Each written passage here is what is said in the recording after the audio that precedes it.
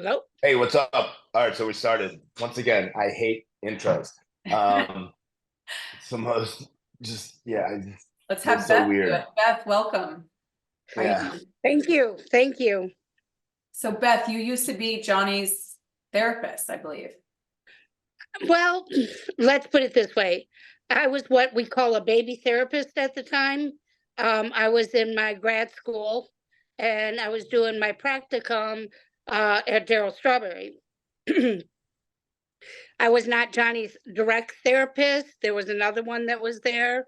However, nobody ever wanted to deal with Johnny when he was outside pacing. So I kind of got thrown out there, and that's where I got to meet him and know him and worked with him on that realm.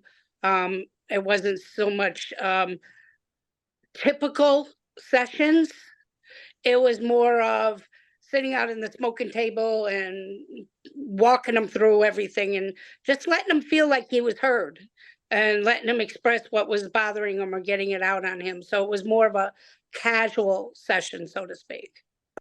Okay. So let me set it up a little better. So everyone has another. So Daryl Strawberries was a treatment center that the VA would send me and other veterans to. It was civilian as well as military, but it had a military track. So I think it was maybe my fourth or fifth time in treatment at that point. Yeah, I think Um, so. and yeah, and so just to preface it, I had Paula. I remember when I was up there, and Beth will kind of well, let me get into that. Beth hit me up like a couple of years back after I finally got sober. I think we reconnected on Messenger on Facebook. Right. Um, and she's just been very cool and supportive of me. She's always liked my stuff, and when she sees me with my daughter, she's commented and things like that. But we never really, I don't think, have had a conversation until just recently, when she asked to if she could give me a call, and so I gave her my number, and of course, what I do remember of Beth was, yeah, like I was out of control. I didn't. She'll kind of tell you a little bit. I didn't.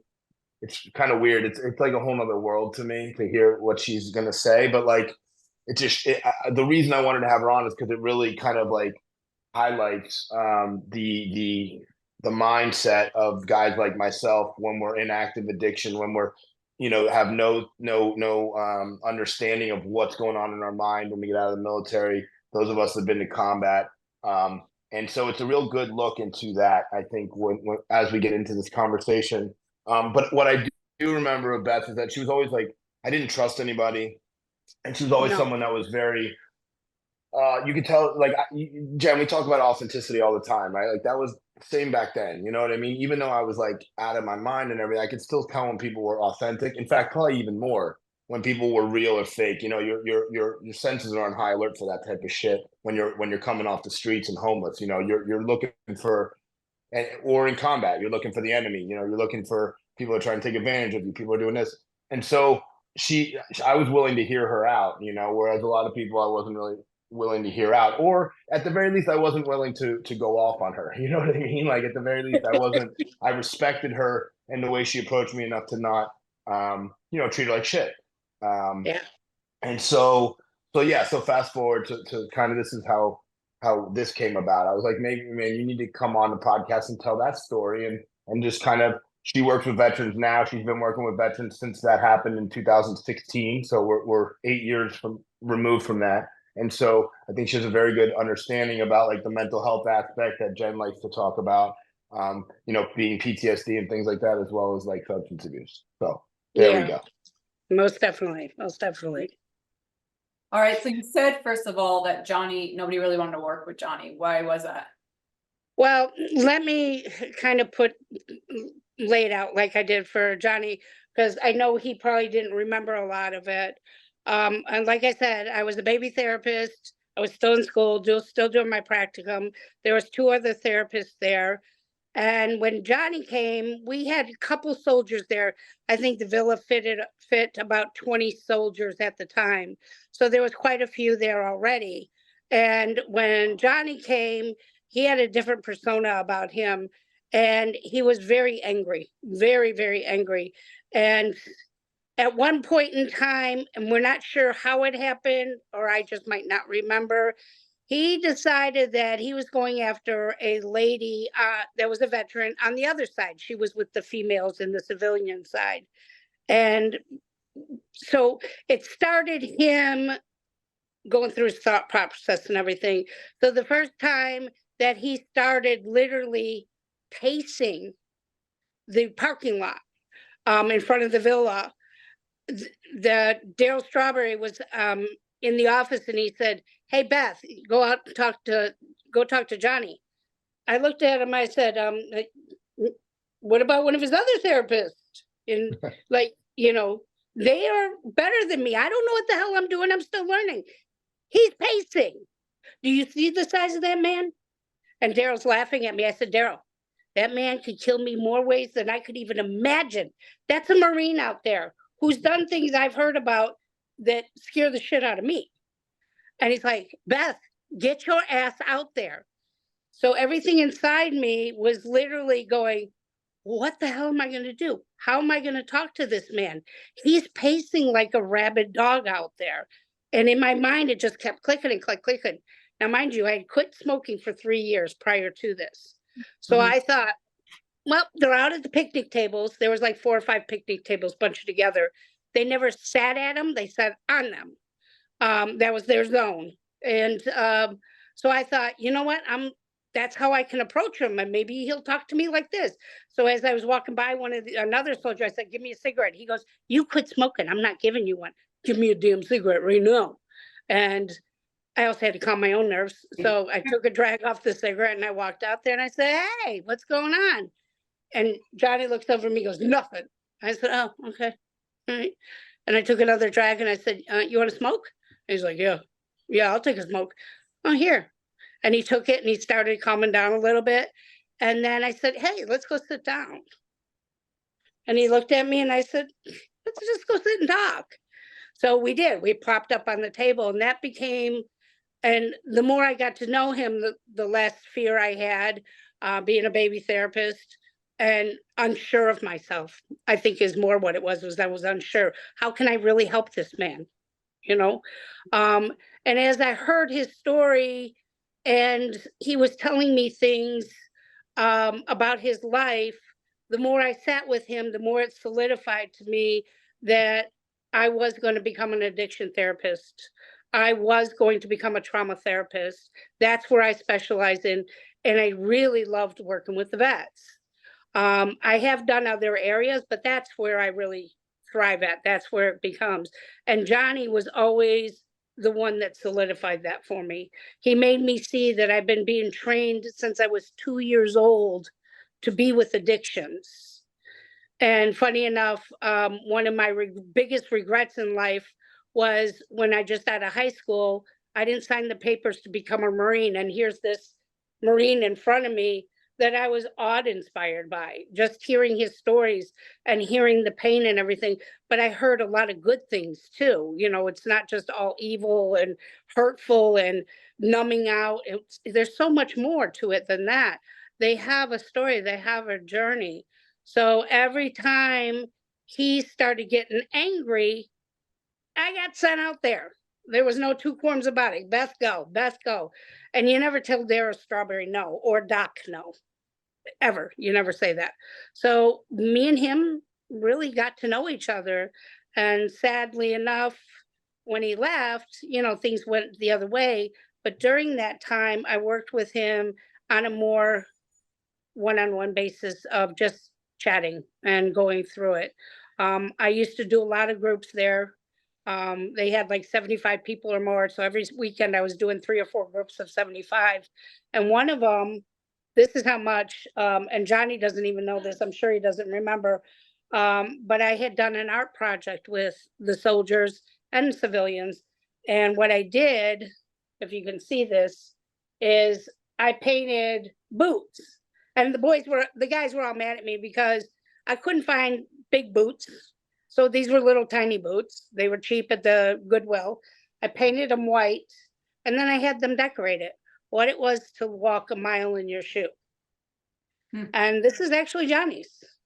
I have a couple other soldiers too, but this one was actually Johnny's. And I've kept it with me because it's a constant reminder of the hell he went through and the things that he was trying to cope with in life, just to deal with, the trauma responses that he was going through, because it doesn't just start in the military, it starts way before that. So that Johnny did a lot for me, and he didn't even know it at the time. Didn't even know what he created, and he gave me a passion like I've never had. And I've watched him since the last day I saw him. I saw him on Facebook. I just kept watching him, and I even told him one time a video got posted. And I messaged him and I said, "Please, Johnny, take that down. Don't let people see you like that." And about an hour later, it was gone. But I just Somebody in a people- hotel room, put a video up of me like basically overdosing, but I was on so many stimulants that like the fentanyl wasn't working, so I was like kind of like a zombie, and I was doing all this weird stuff. I didn't know that it was posted. Yeah, But yeah, that's what she's talking about. It was and it not broke my the best.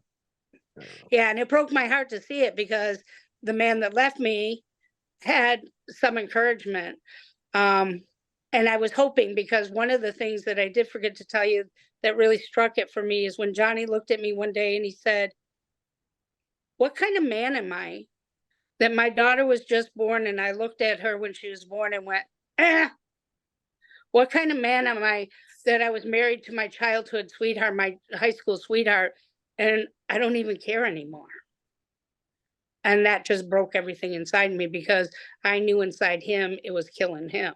Yeah. And there had to be a way to bring him back to that, to get that joy, that passion, that all that pieces that he wanted so much, and that just broke his heart. But he couldn't stop it, because the demon, the monster, I called it, takes over. And nothing else matters in your life when the monster takes over. Johnny, do you remember, first of all, do you remember making those shoes?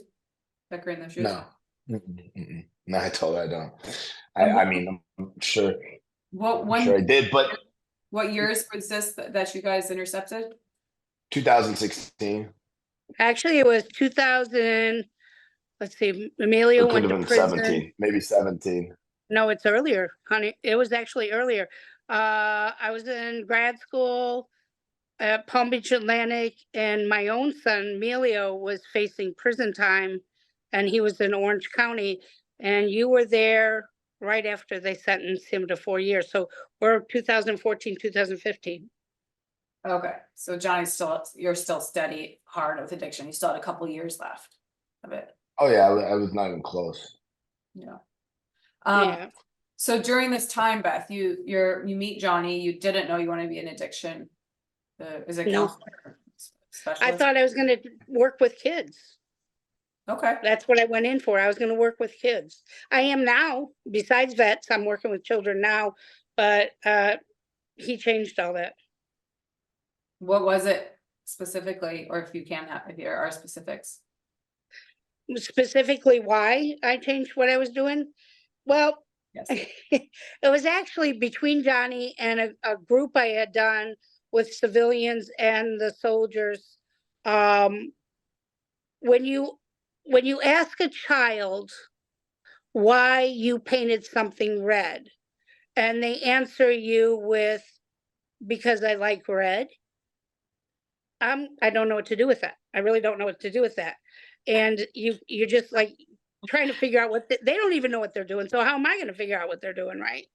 And then I started hearing about different stories of children being abused or burned, and I thought, yeah, I'll end up in prison. Yeah, I can't do this. It's not my thing. But you ask an addict why he painted, or why you painted that red, and they look at you and tell you, "Because I'm fucking mad. I'm angry." I can work with that. Right. Now I know where I'm going with that. So it just became that passion. And like I said, it started since I was 2 years old. And I learned that in grad school, that when my Uncle Tommy jumped out of a moving vehicle at 60 miles an hour because he fried his brain on acid on California back in the 60s is, you know, it started when I was 2. We are trained. One of the things I love that Johnny said was a long time ago is you, through your experiences, you are uniquely qualified or uniquely, say what? Yeah, qualified, uniquely qualified. Yeah, for something that you experience that nobody else can do. Because you may not feel the same that they're feeling, but you understand a bit better. And I felt that way. I came at it as I'm not an addiction, but I had a lot of addiction in my family. Mhm. I watched a lot of people. My Uncle Tommy's, I was 2 years old when he jumped out of that car. He's still in a halfway house of a mental institution. You're talking 58 years he's been in there because of acid being tried out in California back in the 60s. Fried his brain. You know, I've alcoholics all over my family. I've had people die from addictions. I've been being trained my whole life to be on the other spectrum. You know what I mean? As a wife to an addict, of his was alcohol. I just see it in a different realm, and Yeah. I can't experience it through an actual addiction. However, I know from DNA, if I'm one of those people, if I open a bottle of wine, it's not just one drink. That whole bottle's going down. So Right. I know what I have to watch. Do you intentionally avoid substances then, agents? Yes, most definitely, yes. Okay. I don't. I very rarely drink, and I watch what I buy. You What do know, you think the um, difference is between somebody who knows that addiction is a possibility for them and goes and tries the substance, and the person that does it? What do you think the thing is in you that keeps you from doing it? a choice sometimes. For me, it's a choice because I know enough now, and I know what I'm capable of. And I also stop myself from trying to numb out. Mm. So Okay. you try to feel whatever you're feeling. I do. I feel we have to go feel it. We have to go through it. And if we don't, we're not going to be okay. And that's just something through experience of my life that I had learned where other people can't face it. Like I talk to the boys that I work with now that are in it's not a detention center, it's a program, but they're behind barbed wire, they're behind the walls. I have to use codes and keys and everything to get in there, and they're there for a specific amount of time. So it's like a prison, but not a prison. They're hoping to help them so they don't go back as a child. Mhm. And I asked them, why? And you hear some of their stories, they don't want to remember. They don't want to feel it, you know and I think one of the things for soldiers is a lot of it stems back, not all, please don't get me wrong, not all, but childhood trauma.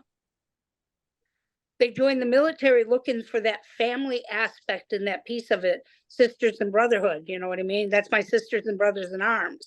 That's a family unit. However, in that family unit, they end up doing things they never thought they would have to do, especially if we're in wartime.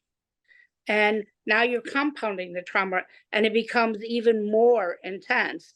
And so the more the trauma is compounded, the more you want to numb out. So you And see So it. I'll add to that. I think not necessarily they don't know that they're looking for family or connection. But that's what they find, and that's kind of goes along with purpose is one of the things that like gets us. I had great family and everything, yeah, but I said I know not guys all. that didn't. But I think but I think at the end of the day, a lot of guys that I knew, especially like I joined late, were joining because if you didn't join because like your family was in the military and that was like your plan all along, a lot of like the second most reason I knew people to join was because their life was going like me. Like I was already had been doing drugs. I had already been in trouble with the law. I had already failed out of college numerous times. And it was like, so you're getting we call it USMC, like something misfits. Uncle Sam's Misguided Children, I think, is one of the like for the acronym for USMC. And it's funny, but there's a bit of truth to that. Like we were all, a lot of the guys, especially my boys that have committed suicide, right? They had other things going on prior to joining the military. And then we saw combat, and like that's back to Beth's point. She's spot on. I think that's what creates a reaction that's different when we come home. I knew drugs and alcohol were available. I knew what would quiet my mind. I knew what would get me going, you know, albeit cocaine, crack, whatever, the meth, you know, whatever would make me feel alive. And so that was my way of coping. I knew drugs would work, right? I talk about it all the time. I knew they would work. And the problem is they stopped working. Yeah. Otherwise, I would have died doing them. But I think that, yeah. So just to go back to her point, I think most of the time that we join the military looking for, whether it is for that fellowship, that family, whether it's for looking for a purpose, whether it's just to get the fuck out of where we're from, right? Because you get a lot of guys from bad areas who, and there's going to be trauma in all those experiences. Yeah, most definitely. And then it starts to be compounded. And how do you deal with compounded trauma? You didn't deal with the stuff before, you found a way out, and it's still there. Now you add more trauma on top of that. I didn't deal with the first stuff. Now you're adding more to it. And it's kind of like, I say, like a pop bottle. You know, the old glass pop bottles, when you shake them, what's going to happen? Mhm. They're going to explode. Well, that's the same thing. They just keep pushing down the compounder, keep shaking the trauma, and it just keeps going down to the point where there's nowhere else for it to go but outward. Yeah. You know, and it's like a pop bottle, it just explode. And that's where usually the drugs come in, is it finally explodes. And I don't want to feel this shit anymore. I just want to go away. What's the prevalence, do you guys know, of substance abuse or addiction with vets? What do you think, Johnny? I don't want to put a number on. You mean like what, like a percentage you're saying, or what, like? Somebody somewhere probably said the percentage of vets that end up with addiction or substance abuse issues. I don't think you can put a number on it because No, I'm I not think there's a saying lot you of can, guys. but there's got to be someone who has. My point. Do you guys? Is there a statistic that's floating around out there? I'm sure there probably is, that we could find something of that, because the amount has grown over the years. Yeah. Like you said, I left, Daryl Strawberry left that Oglethorpe, that program, and Oglethorpe now has a Heroes Mile over in DeLand that is strictly just veterans, and some soldiers that are still active duty can come there. So the numbers have grown immensely. And when I was there during COVID, there was nowhere for else them to go. We had a full house. We couldn't even take any more soldiers. And it seems like the numbers are rising very quickly, Okay. very quickly. Well, And the reason I was going to say you can't put a number on it, Jen, is because no matter what the number is, it's going to be an arbitrary number. Because I think there's a lot of guys that aren't like I, you know me. I think statistics are, they're going to bring statistics out to meet their narrative. You know what I mean? But the reality of it is, I think a lot of the people, you know, that are coming to treatment are probably you know, a little more severe than others, or they've gone further down. But I know so many guys that would never tell you they have a drug problem or an alcohol problem, but they're my boys, and they're not living. We've talked about this. They're like, I'm never going to be able to tell them because it's not my. I was seeing if there was a stat, because I was going to ask you guys if that was representative of what you saw. Because No. I would imagine that what's floating on around there, because one, it's a lot of it's, well, the entire mechanism is based on self-reporting. It's either people who've gotten help or haven't gotten help, but say they have a problem, but then aren't getting help, which is problematic in itself. And then it's also like, how are you collecting the data and how are you analyzing it? So I'd imagine that whatever those numbers are out there are probably significantly lower than the amount of people that are dealing with addiction, that are vets that are dealing with addiction. Oh, amazing. There is so much lower, because like you said, self-reporting. There's a lot of active soldiers. They're not going to report it because they don't want to have those issues. Right. I mean, we've had active soldiers come to Heroes Mile with a shh, don't tell anybody, because they can't lose what they worked for, you know. So you're right. There's a lot of people that won't report, or they're afraid that they'll lose their services, you know, and that's the fear. So do I say something? Do I keep receiving my check? You know, I can't live without this, and it's not fair that they have to do that, but it's the reality, the truth. I'd imagine it seems like so listening to people on this podcast, Johnny, as and with you directing a lot of it so that we stay on topic, it seems like um the things that are the common contributing factors of substance abuse or addiction all come into perfect play in a beautiful formula when it comes to vets. You have people that have for one reason or another are trying to alter their lives and make a change for one thing or another, whether they're escaping something or actually just trying to find something, and they go to the services to fulfill that. And then you go in there and you find your sense of belonging or purpose. And then at the same time, if you're going to combat, if we're at war, you have a set of experiences that you are not prepared for and probably do not have a lot of the tools to deal with. And then you come out and you compound all of those things. You have the same emotional turmoil, the same issues that you went in with, but now you come out with all these other set of experiences without the tools to handle them. And then you have like these complex things like guilt and remorse or confusion, or maybe you feel ashamed because you didn't do as much as the guy next to you. I imagine that a lot of guys have to experience that. Like they don't get to come out with the war story, so to speak, but then, you know, maybe there's guilt or shame with that. And then there's this thing of what you talk about so much as purpose. Now they come out and then where's the purpose? So now you have all of these elements that are a perfect combination to put so much pressure, or like you're saying, Beth, is, you know, this shaking up this person, and you put all this pressure on them, and then and now you have no sense of purpose, no sense of belonging, no sense of what you're supposed to do with this life now that you have, and all of those same elements at play. What a recipe for addiction. Well, Jen, let me add to that because then take a guy like myself or guys like me who have been in combat and who have made the decision, you know, that okay, I'm okay with dying, right? Because you have to when you're in a real like gunfight, or you're sweeping for an IED like we did. And so now you also don't have that healthy almost respect for death. Like I always felt like I was, you know, I made a commitment that like, okay, like I would say a prayer before I would go on a patrol, which would be like, please just let me lose one leg. Like that was literally, if I came back from 2008 with one leg, I'd have been the happiest motherfucker on earth, because at least and have my reproductive organs. That was literally part of my prayer, so I could have a child, because I didn't have one at that point.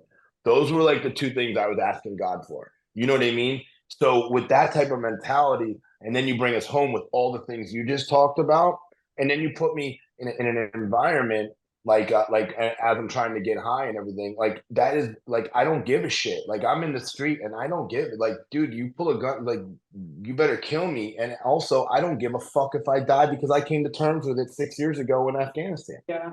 You know, and that's the mentality of a lot of these guys, a lot of guys like myself, and that's why it's so hard to get us to fucking come in and to surrender, because we've been ready to die for a long time, and now our life is just getting worse and worse and worse, and the guilt and shame that you just talked about is worse and worse and worse. Death is a hell of a lot easier than trying to fucking live. Right, right. And it's funny you say that, Johnny, because one of the soldiers I had recently worked with, he a lot of childhood trauma, joined the military hoping it was going to change everything, couldn't get in because some of his charges. So he went in a different aspect where he was National Guard. But because we were in war, as soon as he was done training, guess where they shipped him off to?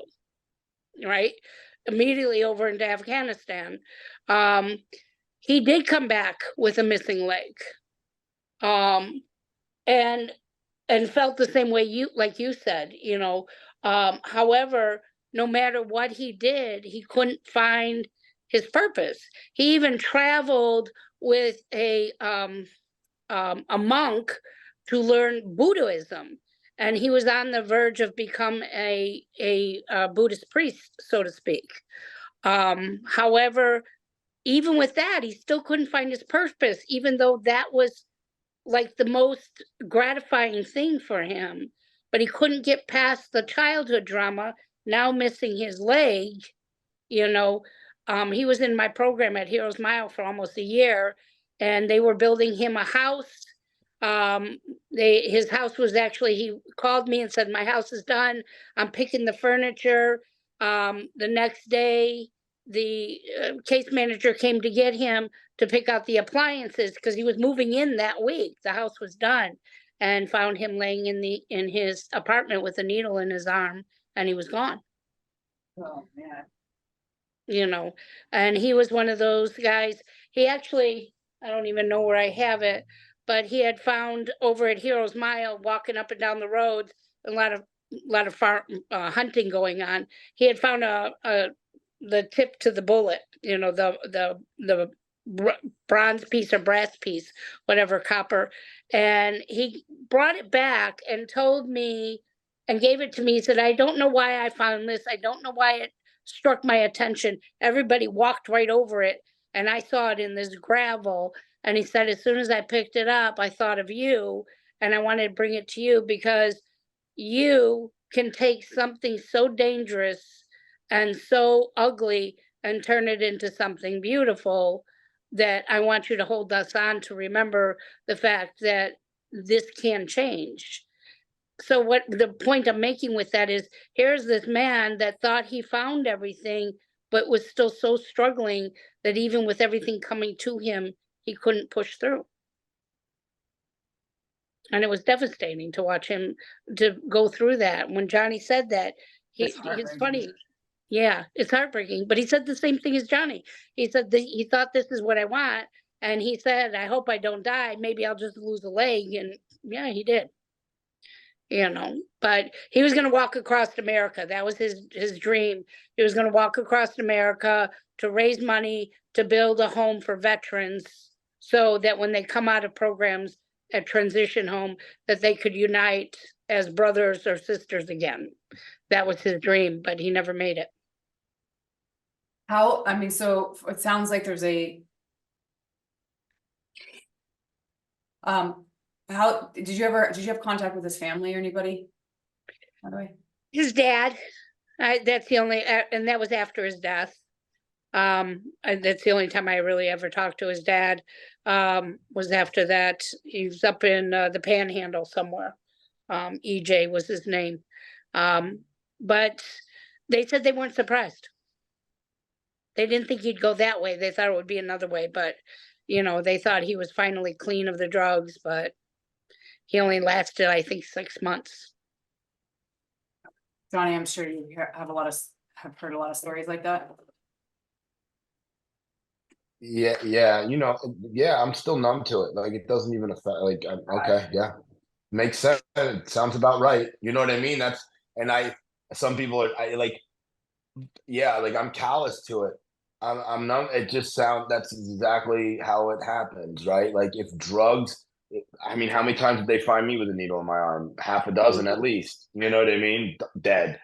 Yeah. And luckily, you know, by the luck of the draw, I think, you know, God had more of a purpose for me. I don't know. But like, Jen, like you're saying, and then I'm even adding to that, like, it's the perfect combination, you know, it's the perfect storm, if you will, like you were saying. But like, and I think that's why we do this, or why, like, I continue to just like say these things out loud, because I'm not the only one that fucking feels them. Like Beth just said, like, this guy was feeling the same thing. Unfortunately, it was a little too much in that needle for him. But like, it's not like, people don't want to say it because they don't want to sound like, I don't know, like they're, I don't know what it is. Like, they don't want the stigma or whatever, but it's the fucking truth. You know what I mean? Like, it needs to be talked about. What is the truth? Like, just that we're fucked up. You know what I mean? Or like that, like these things, like you said, like all these things come together. People think, oh, I don't want to play the victim, or I don't want to seem soft, or, you know, like, I don't, or they don't even get to the point of like thinking about like, oh, all these different things have added to this like issue. And I think, but like, at the end of the day, the solution is the same, to Well, me, you know. I mean, if you're gonna, like, you were to go to a country and you're to say, I wanna debilitate them by taking some of their bravest people and make them addicts. Let's come up with a formula for it, right? One of the things, and I don't want to say the statistics on it, but one of the things that struck me when you said that was we can have all three different types of men, right? Or women out there that are doing this, but they can experience the same thing. And like Johnny says, he was walking out there and doing what he is.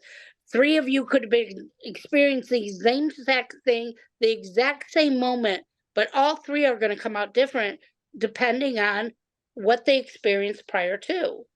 And one could go in there and because of prior trauma and everything, it becomes more drastic. Where a gentleman who went in there, maybe, and I'm making this stuff up just to give an idea. Mom and dad were in it, great uncles, great grandpa. They go in with a different mindset and they're like, yep, it happens. And then another person goes in there who's dealing with something else and he looks at it different. Out of those three guys, you can have two of them walk away and think totally different and never have an addiction problem. They accepted it in a different way, where somebody who walked away with it was affected differently and didn't know how to process it. So now the trauma has affected them in different types of ways, yet you all three saw the exact same thing. Hmm. So it's hard to put a statistic on that. There might be out there. No, I was more going this perspective of people, like resources that people have. For instance, if you're going there, one of the things you said is people going there for school, to have school paid for. Well, obviously, if you're coming from a background with a family having the resources to pay for school, you're less likely to need to join for that reason, was what I was saying. So meaning that you go there, you're going in for that reason because you're trying to improve your life.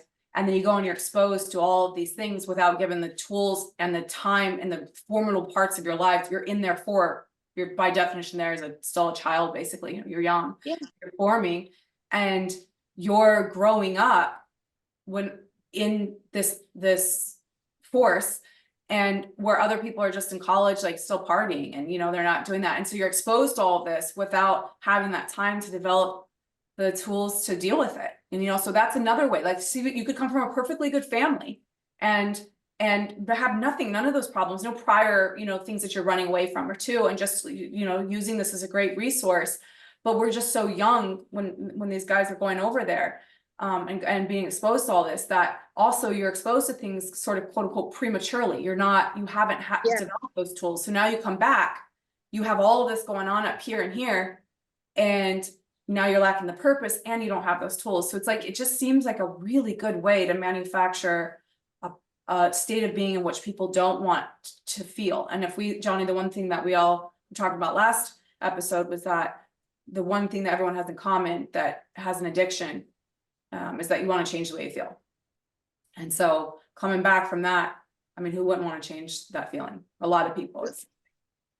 Oh, most definitely. And that is the perfect storm, is what you're saying. Yeah.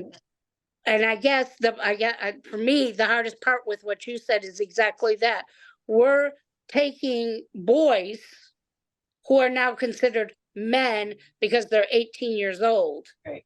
And you're taking them from a world that they were never exposed to any type of that kind of experiences, right? So the safety of their parents' home, or like you said, they don't need college, dad can pay for it, but hey, I want to be a soldier, I want to do this. Right. And you're taking them and putting them into a zone, you train them to shut off. This is how I look at it.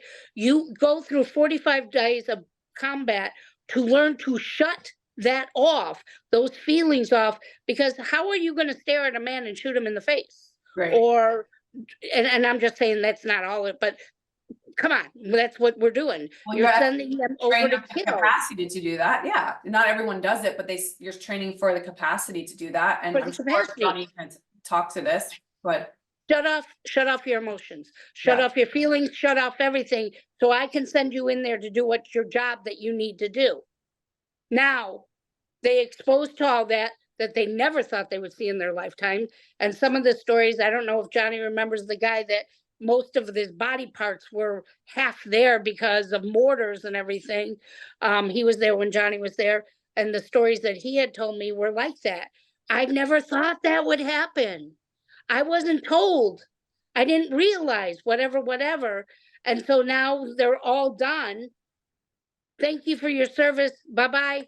Do you have money to pay for, you have money? Got a bank account? Got somewhere to stay? Thank you. Bye. Now, you don't retrain them to feel or how to feel with what they just experienced. There's no boot camp to get out. Yeah. So you've trained them not, and this is what I've learned only from experience, and Johnny can tell me if I'm wrong or not, but this is what I've seen through so many soldiers. They shut off their emotions before they even started. And now you want them to experience all that, not feel that, and have all that trauma that's now compounded. Thank you for your services. Goodbye. Now you're sending out people that don't know how to deal with any of that, and you taught them not to feel. And now all of a sudden they're feeling again because they're not out there not feeling, they're here. Right. Families are like, oh, thank God you're back, you're alive, I love you. And they're looking at them like, okay. How do you deal with that? I don't know. And I think that's the biggest storm.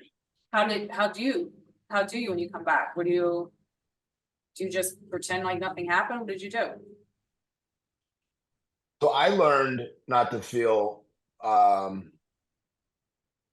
I mean, boot camp. The Marine Corps boot camp's way longer than the other ones, and they really try and break you down, build you up, is what they say. But I don't know when the point when I know the point when I had to make a decision that like human life really wasn't a thing. It was like like, and that was when I had to help pick up this young man in pieces, right, as he was like taking his last breath, and we had to continue on with the mission. So like it was more of like a adapt in the moment type of thing. I think is when that real kind of switch went, where it was like, but and I don't think, I mean, now I don't know. I never tried to get that. I didn't know it was broken, right? Like I didn't know that I had made that switch. I wrote a thing when I used to do those things that, like, we were being published, and it was like the switch is broken, right? Like the switch was off and I didn't even know it. When my daughter was born, all those things now I know, right? Because I've done the work, and I was finally able to take a step back. But that's kind of why I would have never came to those realizations without, like, I went right to drugs and alcohol. You know what I mean? So like I didn't have the opportunity, like Beth said, like, yeah, you do a 2-week course at the end. They teach you how to write a fucking check, and they give you the 800 number and the suicide prevention number, and they teach you how to, like I learned how to get my disability check, right? So that was cool because I got to use that to get high. But there was like a 2-week. It was nothing about emotions. It was nothing about feelings. It was nothing about like sense of purpose. Is like lacking that, and how you're gonna like make up for those type of things. Right. So I didn't even know what to look for. I didn't even know that those things were gone. But it took me a while. I still struggle when I go to talk to my therapist. And I still go to the therapy every 2 weeks at the VA. I mean, I'm very clear that I still don't know how to accept death. I still don't know how to actually feel emotion when someone dies. A lot of people now in the business I'm in, or the field I'm in, people talk to me about like people, like we just talked about this young man that died with a needle in his arm. Like I don't know how to react to that. I'm not good at I'm not the guy to come to when something bad has happened, because That's I've my seen point. it, I've done it. Yeah. And so, but at the same time, I know that now. So the awareness that I do have that, and I do want to work on, and I do, actively like seek that. I don't have any guilt and shame over it. I think that's the No. main thing. When I didn't have these feelings, is that I felt like such a robot, such a piece of shit. Kind of like when I was having a conversation with Beth. Like I felt like such a piece of shit for abandoning Paula and Kendall. But I also didn't have any emotion. I felt like a piece of. That's the only emotion I had, was like, what a scumbag I am that I'd done this, but no emotion towards them. You know what I'm saying? Or towards it was happening. Um, it's one thing that Beth talked about too. Like, how do I have emotion? Have to. I know a lot of guys that have come back and they like have this remorse for killing people in combat. I've seen a lot of dead Taliban. I still like this is again how people react to certain things differently. I have no emotion. Like I still would hang. I mean, I would I would frame a picture of a dead Taliban. I don't give a shit. You know what I mean? I genuinely don't. But like you talk about, you know, I don't know if that's right or wrong. You know what I'm saying? But you talk about like our poor, you know, like this young man that, and I don't want to say his name because I don't want to bring it up, but like that were just mutilated by the Taliban. You know what I'm saying? Like those, that kind of affects me. You know, I have his Yeah, mom on Facebook. You know, my best friend that committed suicide because of what all the shit that had happened over there. That affects me. But some people, and I don't find them. I don't know who's right or wrong. Like, should they care that they shot a fucking Taliban dude in the face that was trying to kill them? To me, no. But like, again, it's all we all react differently. You yeah, know, it's yeah, crazy, man. Like that is weird. How like I get with my friends and like it's just wild how we all had different reactions to these things. You Mhm, know, mhm. I I, kind of I want to associate go it. back real quick.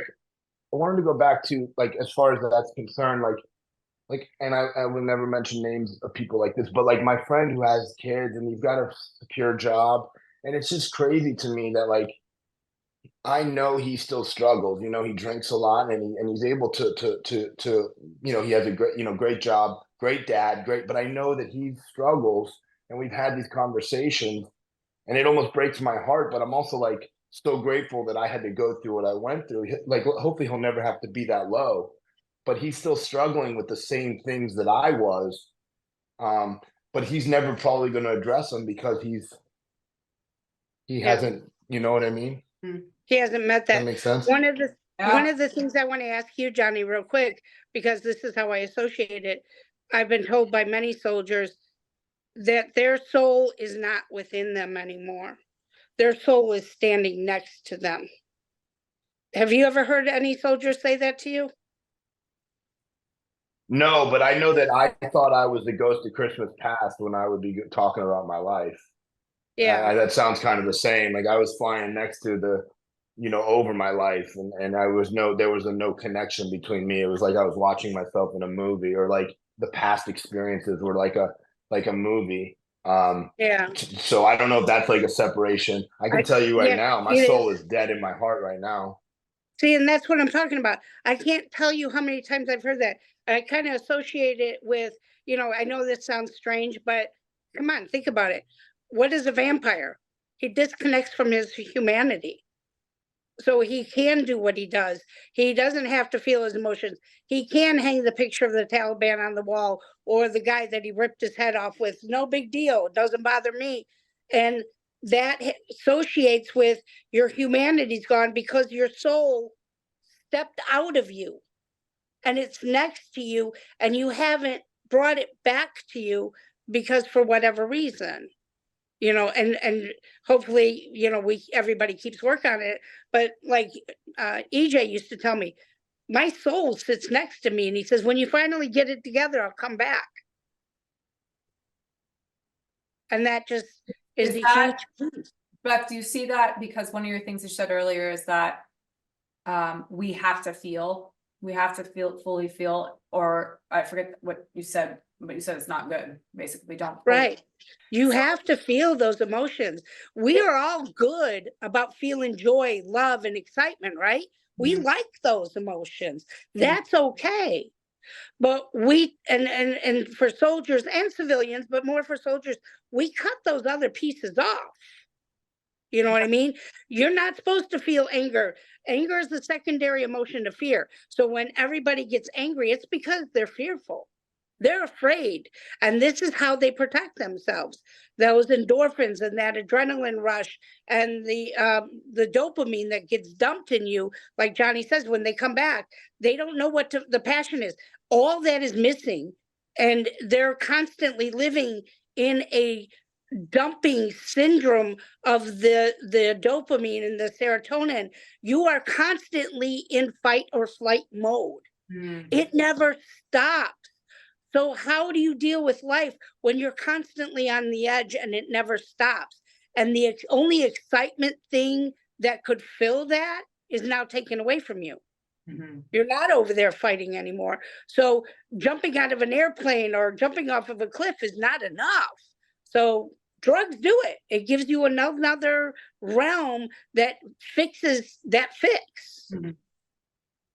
And your Shooting soul, coke does it. right, until a point it doesn't anymore. Right, And that's then it. That's then it. you're constantly chasing it. And you're never And what going I to feel tell the same. guys now is you're not going to make it to that point. You don't get Right. to the, I tell kids that, I work with the adolescents too, and I tell them, like, you don't get to where I got. Like, I came to at the end of the fentanyl or the beginning of the fentanyl crisis. And like, you don't get to reach that bottom that I reached. You know what I mean? That Right. kids won't, and guys that like me, like some of my buddies, I'm like, buddy, you ain't making it. You know what I mean? You don't get to, keep fucking around. Like you got to make a decision now because it's only a matter of time. Yeah, I was Right. kind But of that doesn't. But nobody fucking cares. No, dude, they say the same thing that I would say to them when I say that. Yeah, okay, you know what I mean? Like I don't think you Right. understand. Like I can't Right. stop. We'll Right. figure it out then. If I die, I die. And then it's back to that mentality. Who gives a shit? Right. And it is exactly that. If I die, I'm ready for it. I'm not going to go do it, but if it happens, okay. Even the younger kids. I think, Jen. I think that. Would you tell me? Like, I think trauma from our past, though, it doesn't have to be military. The same fight or flight that that you've experienced, that you talked about. It's uh, the same. It's the same thing. Maybe it's not quite a I don't know. I think that there's what. yeah, I mean, it's perspective and perception. If people perceive themselves as the world is dangerous, they can manufacture a state of being that would probably be pretty similar to what somebody in the military has experienced at various times in their experiences. Home. Yeah. Um, for sure. But with that, I think there's so much reality that feeds back and confirms the state of fight or flight for them that it's almost solidified. It's like that brain, those neural pathways, man, are pretty formed to facilitate that and that state. And I would imagine that it's going to take them some work to just sort of, if you even just look at it just neurologically, to dismantle those synapses to allow them to reform into a different neural pathways and neural network. And if there's not resources for them and they're not directed this way, directed, meaning actually given direction, because they're kind of, it seems like there's a cry for help from someone saying, I don't know what the hell to do with this. I feel this way, but I don't know what it is. I'm not supposed to feel this way. And I feel like I should feel guilty, but I don't. And maybe I do feel guilty, but I'm not going to feel that because that's awful. Or maybe I feel nothing and I want to feel something, whatever that is, they don't know what to do with it. And there's a cry for help. This is a cry for help. This is this is the result of it. They just don't know what to do. And you don't feel that. If you don't want to feel it, you're gonna go to what's the most readily available for you. What's the easiest thing to do?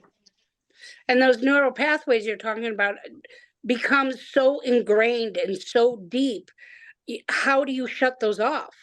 When you're trying to redirect it, the only way to do that is to redirect it. If I can shut that narrow pathway off that is all negative and redirect it into a positive, I might be able to come through this. But when you are so stuck in that drench that pathway is created, it's like coming out of a hole. You don't know how to get out of it, but it's in your brain and it's so Yeah. embedded. That's all you know. Yeah. Even if it's toxic, it's comfortable Yeah. because that's what I know. And people will say, but you're hitting your head on the wall and all you have to do is stop. But you can't. And I can stand there and say stop all day long, but you keep saying, this hurts. Well, stop it. And I know, but this hurts. And they keep going because that neural pathway is so ingrained and so in depth. Now you're asking them to do something to change that and they don't know how. Well, yeah, I mean, just that changing that alone for just the average person, one of the harder things to do.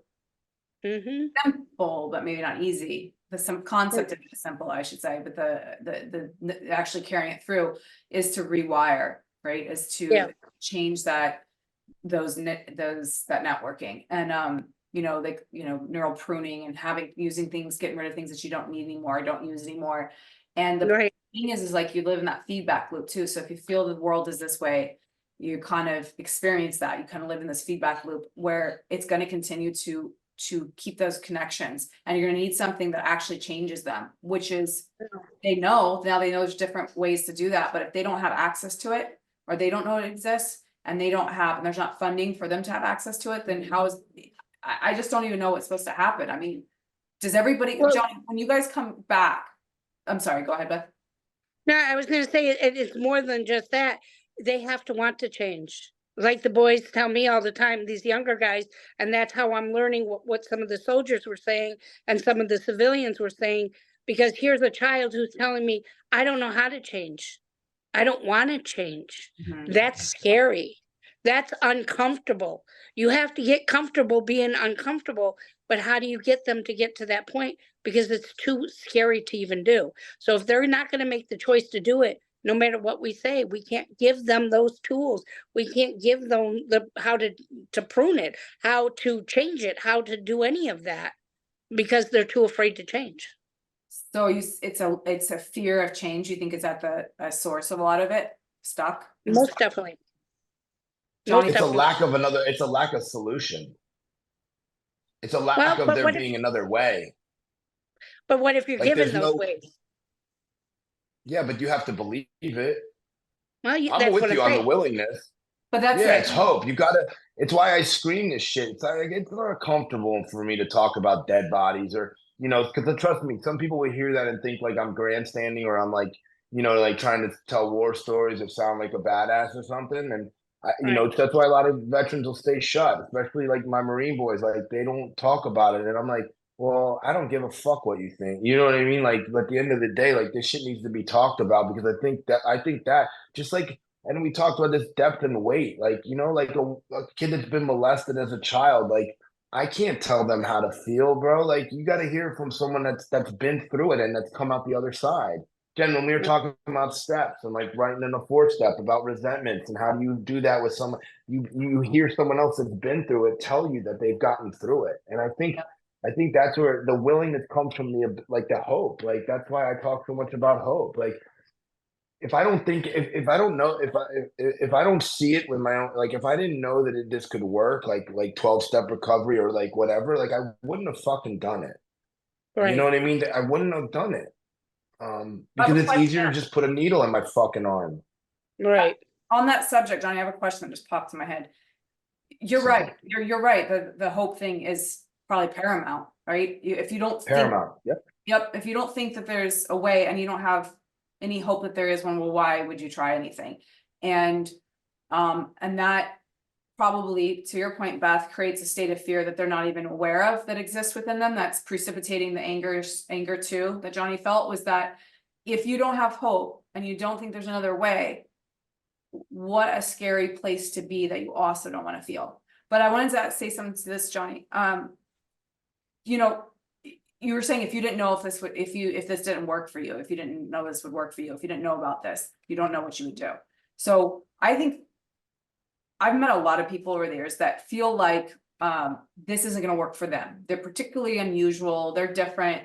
This what you have done and what other people have done that has worked and now come out on the other side and people are living life more fully and wholly and enjoying it. They think that they're slightly different. Do you think that this could work for anybody? I think there's There's always, I think there's always whatever this is. I'm not. Yeah, I think there always is. But it goes back to willingness, and that's why I say like okay, I have to have willingness, but if I don't willing to what? Like I have to be willing.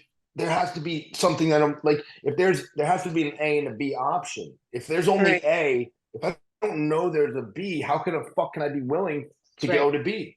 Right. And so yeah, but I do, Jen. I don't know, and it's.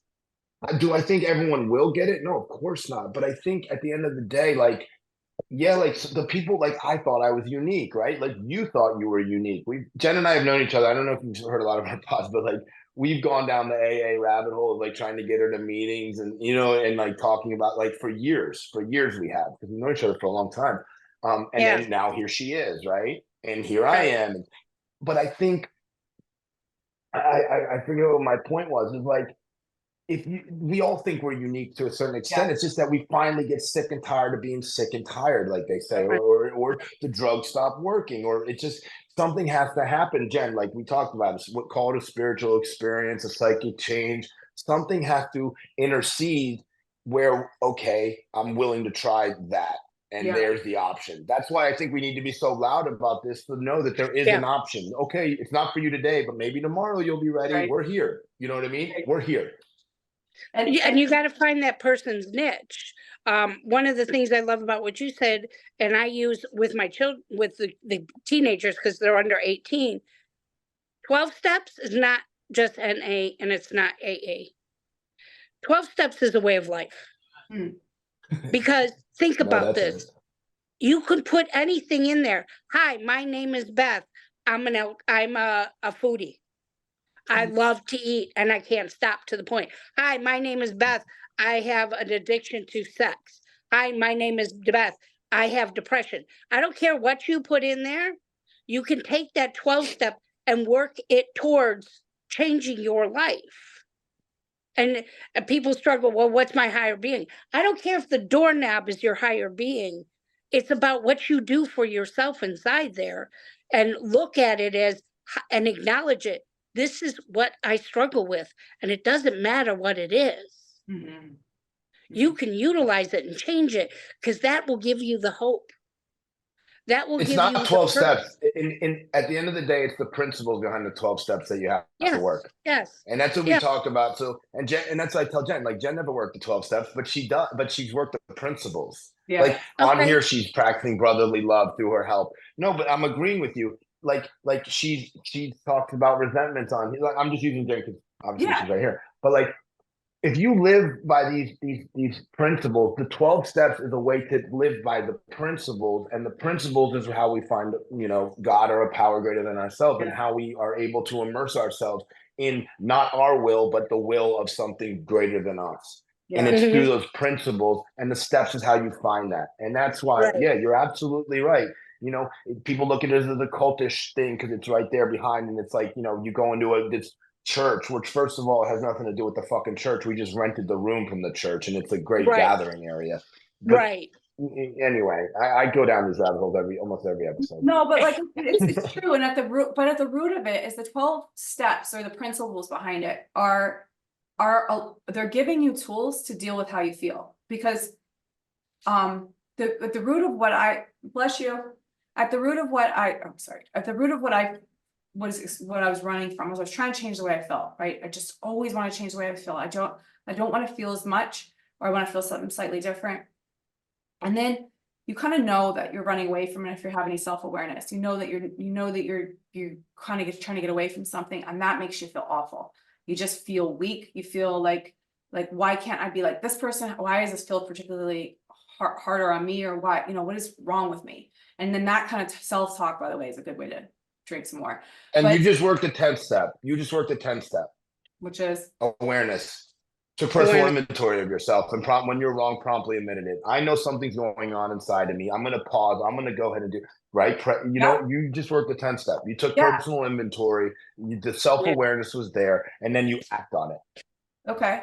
So so then what happened is that day, that fateful day that everything changed, the next day I woke up and I just realized I'm gonna have to feel everything that I feel.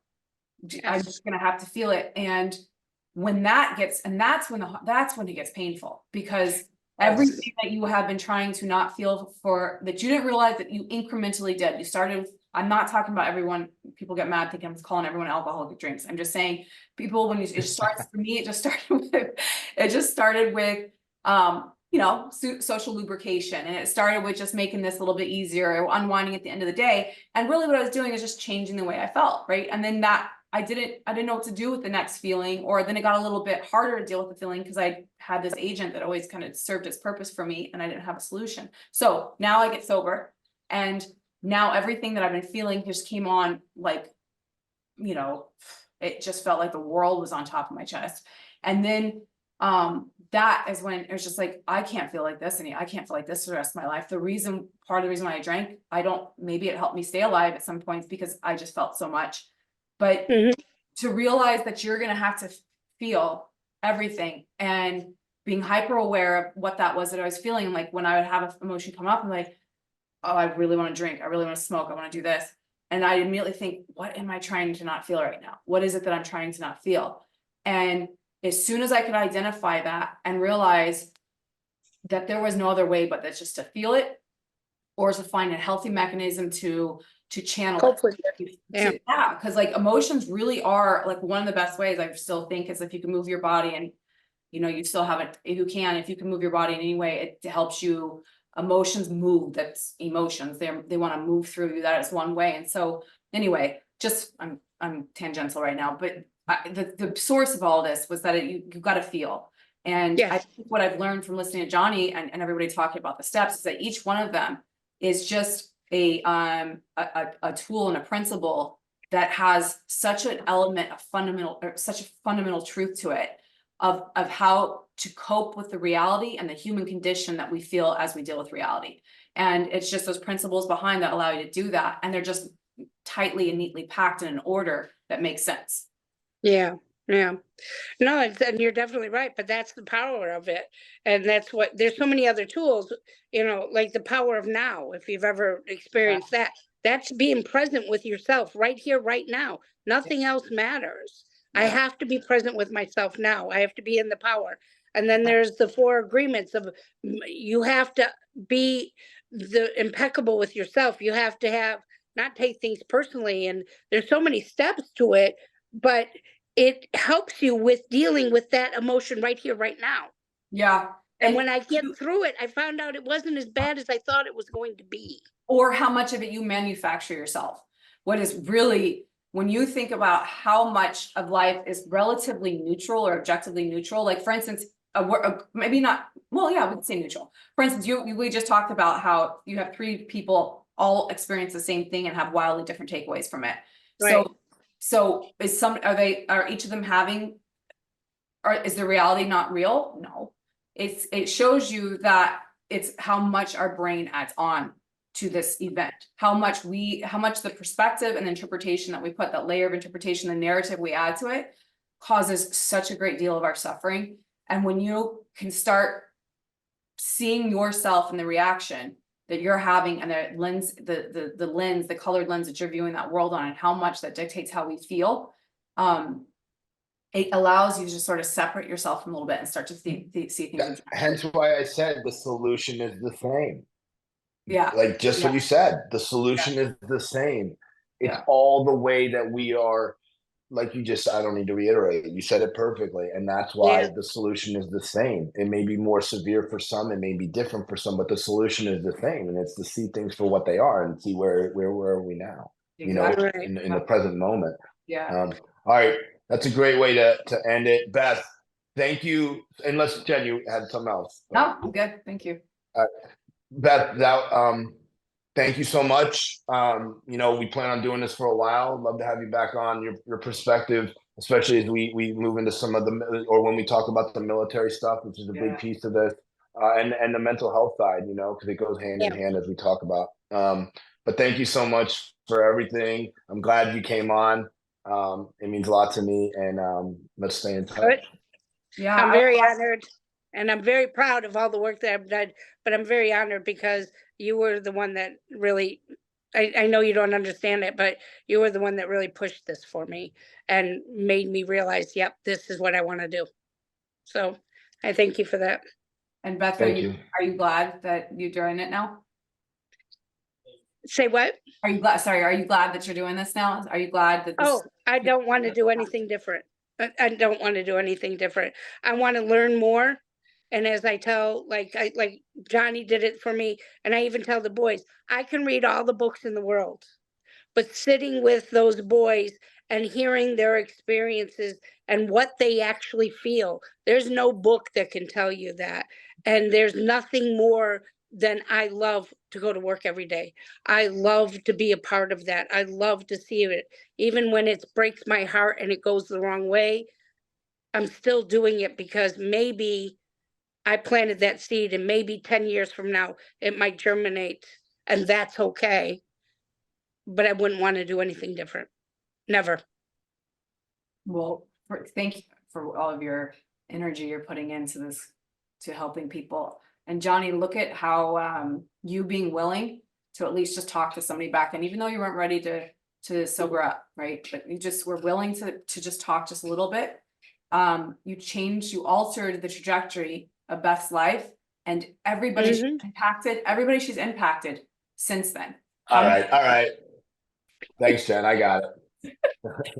Making me uncomfortable. You gotta feel Making me it fully. uncomfortable. Yeah, but you have to feel it fully. And You I gotta feel it fully, Johnny. Yeah, you gotta feel it fully. Time's up. But thank you so much. Time's up. It would be great to have you back on also to talk more about the military. I'd love to have more of I that. would love to. Thanks so much. Most definitely. Okay. Take bye. care. Bye. Bye.